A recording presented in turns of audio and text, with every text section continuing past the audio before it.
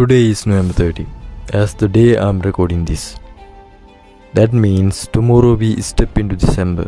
Only 31 days left in this year to rewrite our story.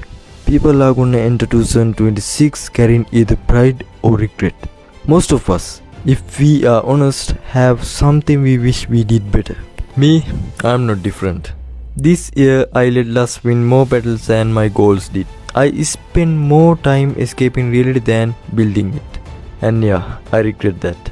But listen, December is not the end. It's the last chance to be reborn. The final arena to prove who we really are. You don't fix a whole year in one day. You fix it by dominating the last 31. So here's the mission. Make December the month you finally show up. The month excuses die. The month disciplines become your personality. No carrying guilt into 2026. No entering a new year with the same old habits. No waking up next time saying, I failed again. Grind in silence this December.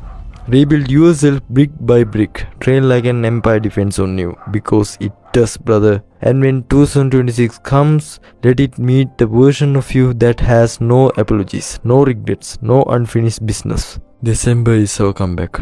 2026 is our coronation. The cycle is not ending anymore.